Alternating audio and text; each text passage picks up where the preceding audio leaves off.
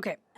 And then the best session of the entire conference, presented by Priscilla Scott. Very high-rated speaker. She's got a point. She's an icon. She's a legend. And she is the moment. Now, come on now. 4-time repeat speaker at NRPA. Priscilla's very humble. So my session was, you missed this. Jasmine's probably heard it 10 times at this point in time. No, actually, you weren't here Monday, so you haven't heard it yet. But anyways, I was like really worried about our session because the exhibit hall closed on Wednesday. And Parks and Rec conferences are way different than any other industry ever. And so the exhibit hall closed on Wednesday. So some people like skip conference on Thursday. And our session was right after lunch on the last day. So people are like leaving early, not trying to go. And I'm like, oh, great. There's about to be like 7 people in our entire session. Because it's going to be... Merry Christmas. The people from City of Las Vegas, just leave it. Because it's going to fall again. Leave it for now. Okay. And why? Oh, I need to have the guys move that. But anyways, so it's on the last day. And I was like really afraid like no one was coming to our session. And we had almost 200 people. It was our largest attended session that we've ever had. It was really, really cool. It was a good time. But so our session was on managing change in the workplace, like how to navigate through laterals, transfers, new positions, new people coming into your environment, learning, growing, all the things. And I very briefly talked about our hiring event that we did. And no joke, afterwards, 15, 20 people, all they wanted to ask questions about at the end after the session was over was just on how we did hiring here.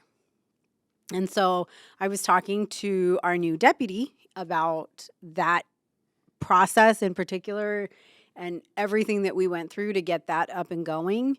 And I would like to turn that into a webinar that I think I'm going to launch, probably have it available next month. And at first I was going to do it from my office, and then I'm like, we have this whole studio. So I think I'm going to turn it into a lunch and learn. And advertise it nationally, because that's what everybody wanted to hear about was how we did hiring. So my intention, which has been made very clear since day one, I think you guys are well aware, is to submit the design of this facility for an innovation award. NRPA, we're coming for you. And it would be really, really cool, not just the programming that we offer, but like the park design, the way we've done hiring, the way that we interact. I don't think that I know that there is no one hands down that does what we do. And while I was at conference, like I was getting stopped from people from all over the country because they've been following the tech center in specific. And so they were just very willing to just hear what we have going. So it was really, really cool. So my push management team, if you're watching, is that if we do get honored with the Spotlight Innovation Award through NRPA for this magnificent facility, that we all get to receive the award together, because obviously I did not do this on my own. So we'll see. So yes, and with that, Conference 2023 is a wrap. There's a lot of fun things that we're going to be implementing over the next few weeks, but the last few weeks have been insane, you guys. When I went out for surgery, I even thought like, oh, I could probably come back to work after a week. Never in my life did I think I'd be out for 6 weeks with the challenges that I have. And you guys did a great job. I know you're tired of me griping at you. And Philly, today you said you have a newfound appreciation for everything that I do. So I appreciate that. And then coming back and having to turn around and head out to present at like a national conference, and you guys still had to kind of like fend for yourselves. So I don't say it a lot, and I like to give you grief, but I really do appreciate you guys. Like, there's no way that the last 7 weeks are something that I could have managed without the two of you. So, thank you. I like food. Your Gifts are cool. your dinner is your lunch is Food- coming. Food is Hey, I want mine because I had a birthday and you're the one who brought up that we've got birthday lunches and anniversary lunches and 100%. And we got you, but you know the way that our bank accounts are set up. what my bank account is set up. Oh, I've been out of work for 7 our weeks. zeros should be in different places, but you know. So I got there's a nice little Wendy's up the street. So I have a question for you. Yeah. They don't got the 4 for 4 no more. It's Well, like Jasmine will have people us. at- Jasmine will have us at Wendy's next time. No, the Pick people something at, the better. people at the McDonald's on Lake Mead in Decatur, they know me. We can just go there. So you know what's so funny? We do when we do like our like staff stuff. Depending on whose birthday it is or whatever they get to pick, and Jasmine had us at what is it? Freddy's. Freddy's at yes, Freddy's. at the car wash. You know that's what I mean. Fabulous Freddy's. the cousin, Freddy's cousin, the burger spot. Phil wanted us to at a Michelin 5-star restaurant, so we all have very diverse eating I'm just interests. saying, if you got the choice to pick from a Wagyu steak or We do need to go to that place. steak What was the name burger. of that place? Which one? The one we found by the link. Wasn't it the guy who's on like? Is it the Diners and Dives Guy guy? Fieri. Guy Fieri. Oh my God. That's where we need to go. Yeah, Gordon Ramsay's is good too, though, for a cheaper, downscaled version of Oh, luxury look at you looking for low cost options. budget. You know, hey, which is a hot topic here, anyways. So, Yes. you know. Okay, so in the last 7 weeks, in my absence, what is one thing and I said this to Jasmine because she told me one day, this is my dream job. I don't want to promote, but that's going to change one day. And I said this to you before. You're not always going to want to be where you're at. And Phil has identified he knew coming in that he wanted to promote. So I ain't here for a long time. what A good time. what I want to know is what was your biggest takeaway, understanding, or just newfound insight on the difference between my job and yours? I would like to promote even less now. Explain that. There's like a lot of responsibility. I got responsibilities now. Responsibilities? That means I'm not allowed to have fun anymore for the rest of my life. Yeah. There's like a lot of decisions to be made. People are always asking you stuff.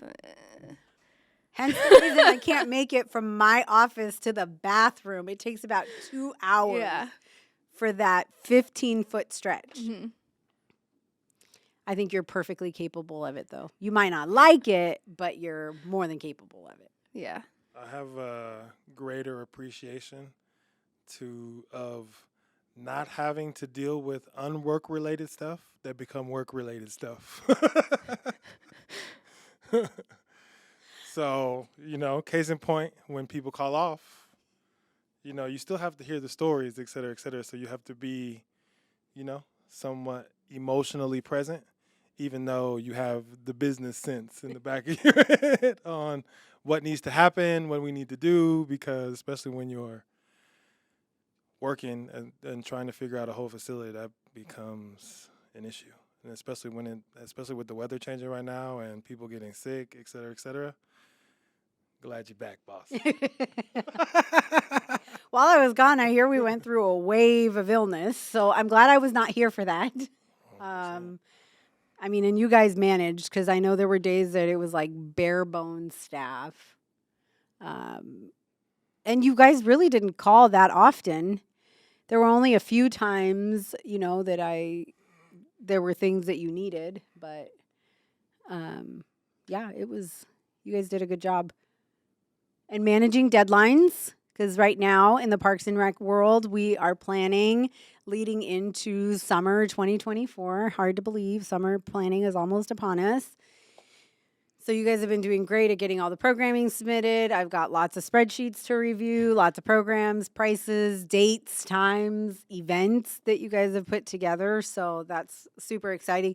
I can say that there's not a whole lot of people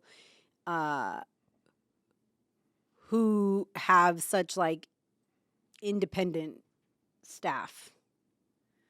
Like you guys were able to put a lot together while I was gone.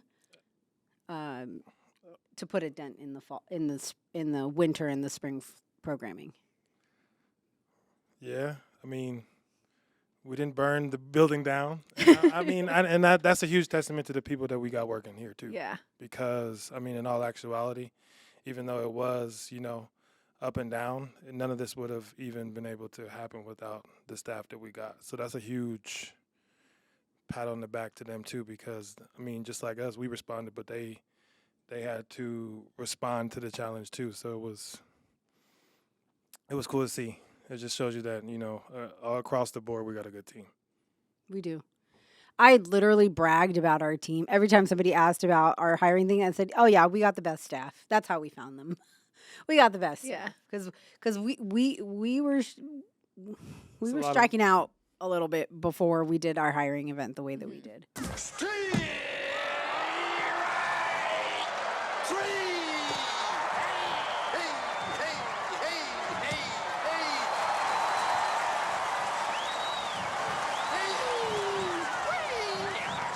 It's a lot of moving parts to this thing, for sure, across the board, especially when you deal with technology in so many different areas. So just, the learning curve across the board and everybody's willingness to be in is probably the greatest gift you could ask for. Because, I mean, even just my perspective of playing team sports my whole life, if one person got a pinky toe out, that might go down, so great job, Becker Tech. So speaking of Becker Tech, so we have our staff potluck around the corner, incorporated with some staff training that we've got and some special fun surprises going on that day. In what you guys have seen, what do you think is probably one of the most beneficial training topics that we can have with our team at this juncture with where we're at? Ooh. I think we all probably right now, just in general, because we're starting to deal with a little bit more of the community, especially with the mentorship and especially with how everybody's starting to be aware of the things that we offer here, just interacting and not, essentially getting tired. Because especially when you deal with like staff burnout or exactly. Okay. So staff burnout, and just, that overall sense of dealing with the community, at the end of the day, because you're going to get complaints, you're going to get differences of opinions, you're going to deal with kids that are rude, you're going to deal with kids that, need that particular guidance. And then it's, especially when you do it so much, time after time after time again, you kind of, at least from you sometimes forget that they're kids at that, so instead of, you think that you get tired of telling people the same thing over and over and over. Welcome to management. Right. And you think that they will understand, but, especially the way that people learn, they might not get what you're putting down in the way that you're putting it down. Mm-hmm. So Simon Sinek, and I actually used this clip in my presentation. He had done this interview, and they'd asked him, one of the audience members had asked him about staff burnout. And so when he talked about it, I'll share the video with you guys a little later on so you get like the full picture. But in it, he talked about how staff burnout happens because all you need in your life is one person. one person that's going to believe in you, one person that's like, you got this, you can do this, keep pushing you, keep pushing you, keep pushing you. But you also need that same one person to say, if you don't got this, I got you. No matter what, like, I've got your back. And that's going to check you, right? Like, you're a little out of line for that, or you can come back down to earth, or whatever the case might be. And people burn out when either they don't have that one person or they feel like they have to go at it alone. And I have been very fortunate in that I've always, like, I have my 1.5 people with me at all times. Like, I've always had Mo and Phil, like, pushing me, there to catch me when I fall, there to move me, there to, irritate me. We have a lot of healthy conflict. But, like, it's the people that are going to check you, like, on a day-to-day basis and be like, that ish don't make sense. Or you can do this, or no, you've done better than this, or whatever. And so for our staff, I think sometimes if they feel a lack of support or like a lack of caring and understanding, that's when we start to see it become daunting. Because even for me, there was a day a couple months ago where I had even said to my supervisor, like, I feel like a social worker some days. And I, like, that day I was just like, I felt like the weight of the world was on me. And I was like, I'm tapped out for the day. Like, I recognized I was at, like, my limit. And looking back now, I felt like I had to tackle all those things on my own that needed to be addressed. So if we are starting to notice that our team is getting kind of weighed down, we need to look at different ways that we need to implement something that's a little bit more supportive. Which is a cool thing because here we're kind of already a step ahead, especially in the rapport building department, because we kind of hired off of how everybody interacts with each other. Chemistry. So, exactly. So we have that certain amount of chemistry, but just being able to communicate that, like, it's okay to be tired, bruh. Or it's okay to feel a certain way, but, instead of. But, like, you have to communicate that. Exactly. Like, no one's a mind reader.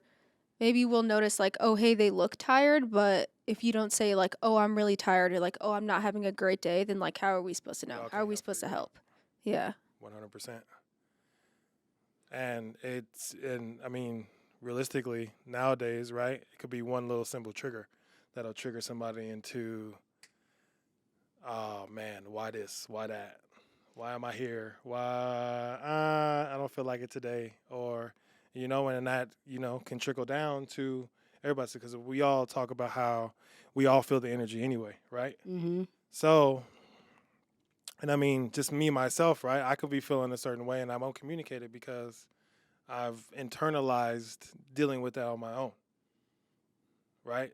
But there'll be times, and you've told me this plenty of times too, where, even though I'm dealing with that internally, my energy might push off into other people, and that might kind of, so I don't know if that's, specifically a training, but, just being or letting all of us know that it's okay to be like, if you need to talk about a specific thing, or if something is, happening where you need like a break, et cetera, that, we got all these staff members that we can figure out how to plug and play. Well, and I think for our primary team right here is important for us to recognize when we see it and be like, okay, it's not normal for this individual to act this way.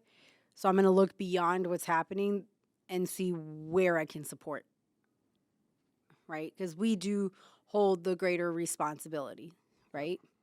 I say it all the time, like, if they knew better or could do better, they would be in different roles, or if they didn't need as much training, or if, and I say it with the kids all the time too, if they were perfectly responsible, they wouldn't be in our care. Mm-hmm. So when people get frustrated with kids, I'm like, they'd be at home by themselves if they were capable of being home by themselves. Yeah, we're all programmed because we see it with the kids all the time, right? Mm-hmm. Anytime a kid is a little bit off, especially a kid that's been here all the time, is like, you all right today?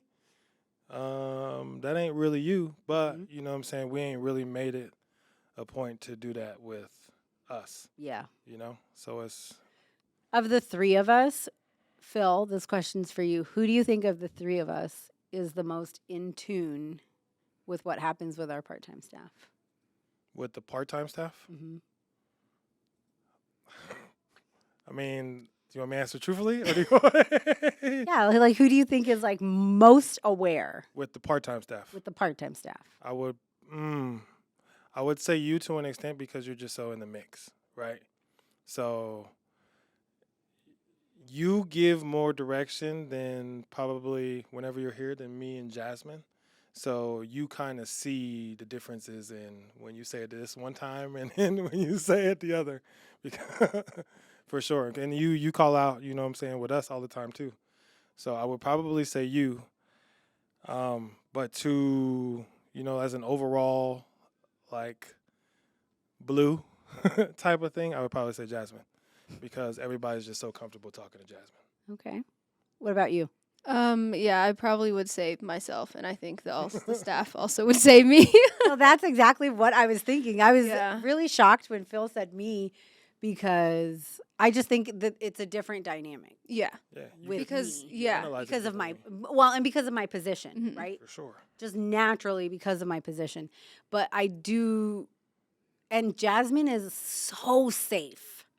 So safe because Jasmine, a lot of times when you tell her things, because even I tell Jasmine things, and you're like a vault. yeah, Like you are so safe to tell things to because you don't judge, like you listen and you actually listen to what they're Yeah. saying. And I think they, plus your personality alone, like it's the blue in you, yes, but you're not Mhm. like one of those like let me cry and make everything like a kumbaya type of Yeah. blues. You have that green that balances you out, which is unique. Whereas Phil and I both can be more like business, black, white. I don't want to hear the emotions. That and I feel like I joke too much. So people sometimes it's They don't like, know is when he you're serious joking. Yeah, or is yeah. he for real or you Yeah. know, so I've gone through some personal life struggles, right? Where I have to actively say, like, this is not something we're going to joke about. And then I tell. yeah.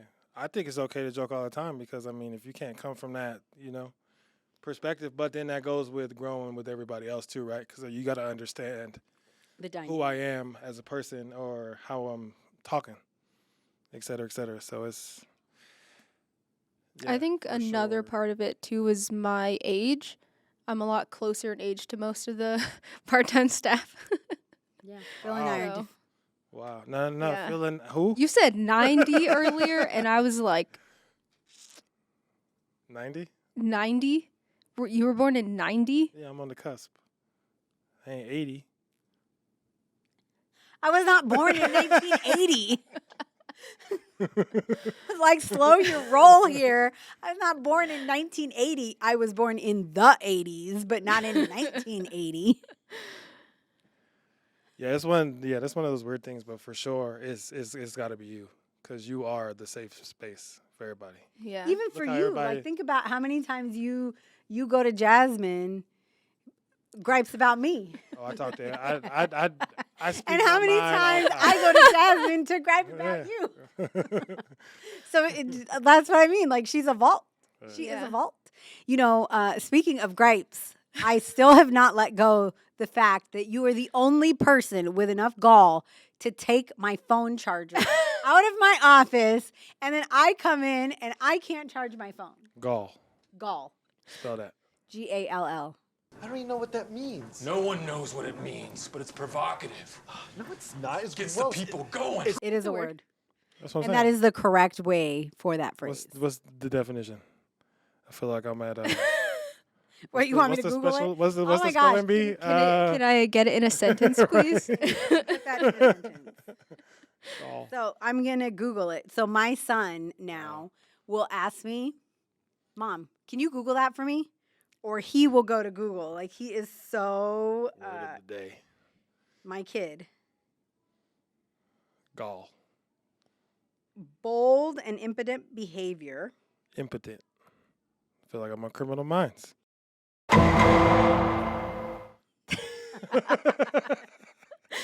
That's how you break that one down? Okay. But, like I said, this time, I took the charger from somebody else that took it off wherever. How it came, I ain't a tattletale. I don't know. I'm not going to tell It's on not you. the first time. Yeah, and I admitted when I took it myself.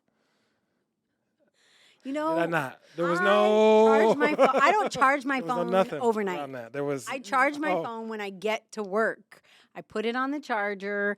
I get my lunch put away. Like, I get here early. One day I almost like crawled out of my skin because you had come in early, and I always get here like way early. I put my stuff away and I like take my time easing into my workday, right?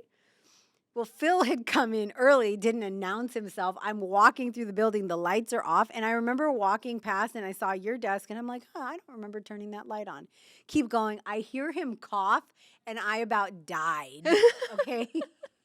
I was like, I didn't expect anybody to be here. I said, what are you doing? He's like, oh, I have stuff to finish.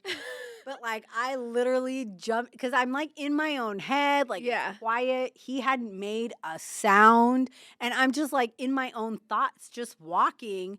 All of a sudden he starts coughing. I thought I was getting robbed at gunpoint. All right, put the money in the bag. Put it in! Oh my God. In a locked building.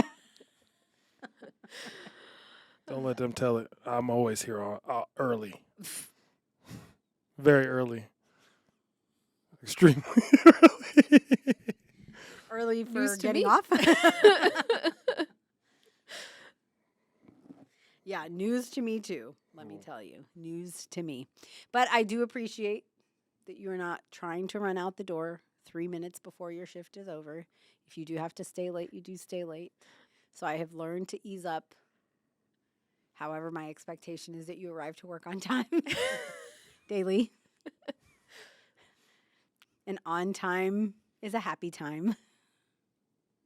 So, okay. So definitely see the support aspect of it. What about you, Jasmine? What's the training component that you think our team needs?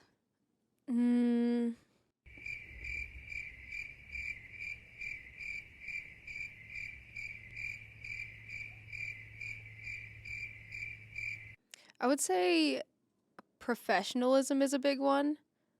I feel like we're getting there, but we're not quite there.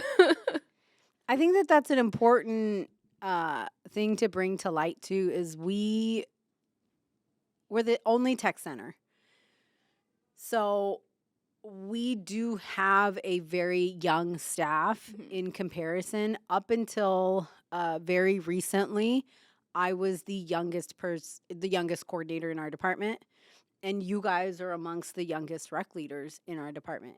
And then our part-time team also is on the younger end of the spectrum. So overall, we are the youngest team, right? And just in what we have. And with that, some of that professionalism is, I don't think it's necessarily a lack of professionalism. It's just an underdeveloped skill because we have a younger staff. Yeah. Because when we talk to somebody about like, you know, this isn't funny, or try addressing it this way, or try having this type of conversation, our staff is like, boom, jumping into action.